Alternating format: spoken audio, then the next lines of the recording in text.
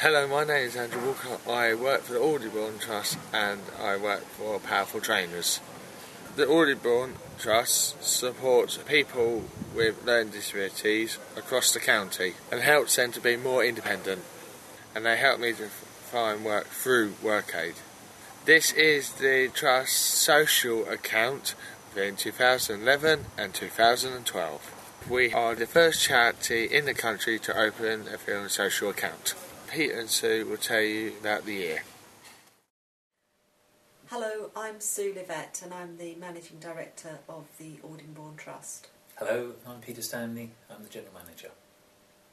People often say to me, what is it that the Aldingbourne Trust does? I don't really understand it. And you can describe buildings and places, but the social accounts really talk about people and give you a flavour of what difference the Aldingbourne Trust is making to people's lives. So it could be about where they're living, it could be about getting a job.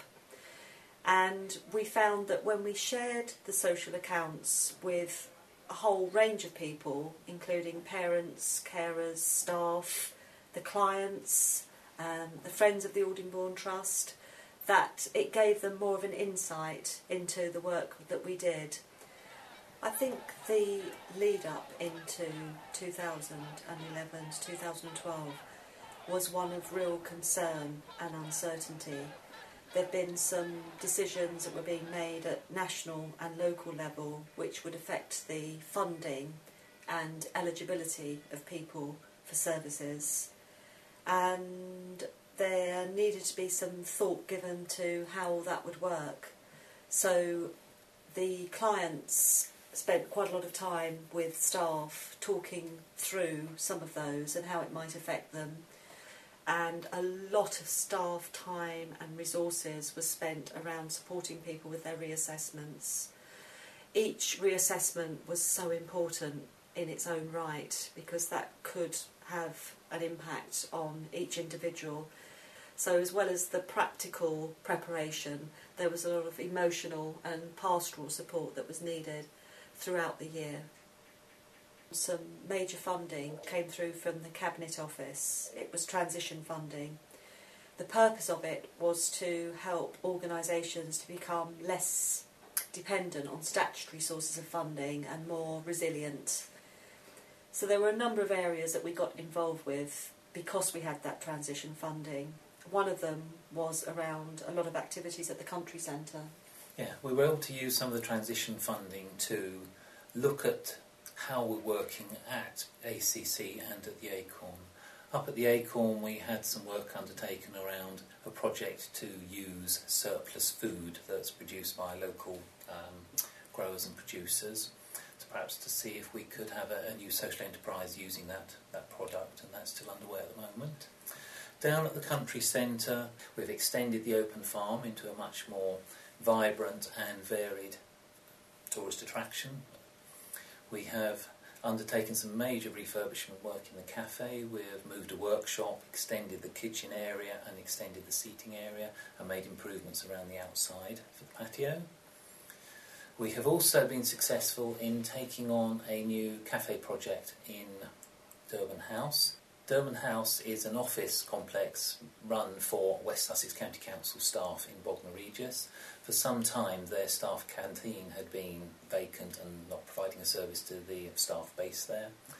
Earlier this year we took on the services there, and we now have 2 members of staff and 4 trainees working down there on a regular basis, providing teas and coffees to staff within West Sussex. Very big part of the money from the Transition Fund was to pay for the professional fees to do with the development plans for the Aldingbourne Country Centre.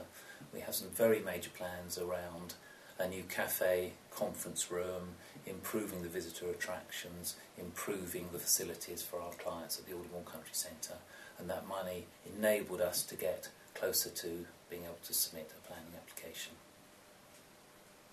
Some other areas that the Transition Fund helped us with were around cloud computing, specifically iPlanet, which is a system that some other organisations are using to help with support planning.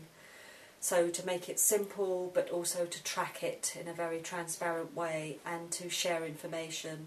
So a lot of work was done on being ready to roll that out, really, for the current year that we're now in. We also looked at number 64, which is our drop-in centre in Bognor Regis, and we just acknowledged that it was not particularly easy for people to access. It's on the first floor of the building. You have to kind of know it's there in order to come and see us. The lift broke several times during the year. So it's also under a potential planning blight because of Morrison's redevelopment. And before we moved into those premises, we'd looked very closely at what else was available in the area. But an opportunity came up in the year for us to acquire some alternative premises for us to move into, which are in Aldwick Road.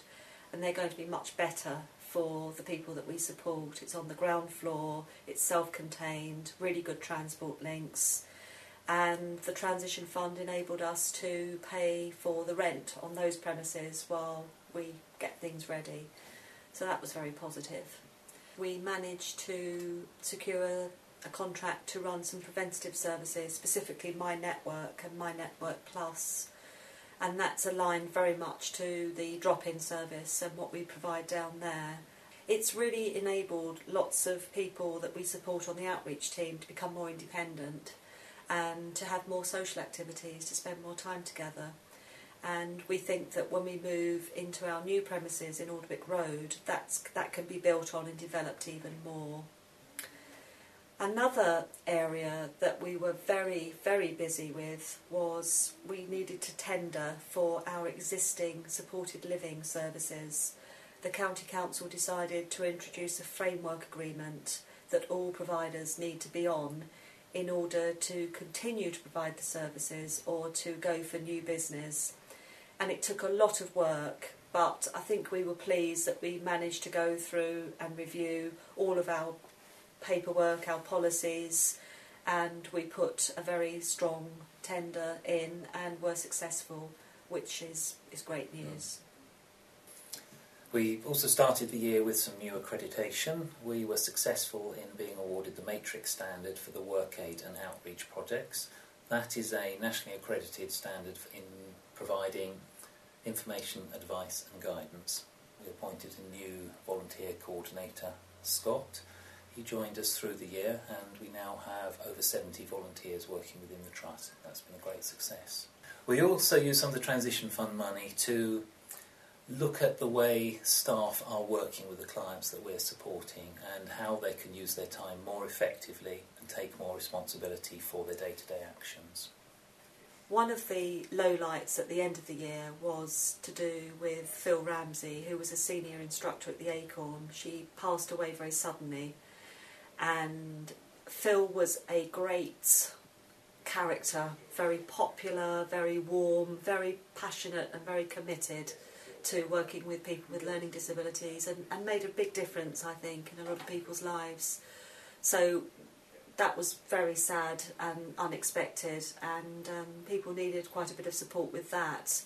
We're looking at creating a Phil Ramsey Award, and I'm working with the Acorn students at the moment to try and put that together.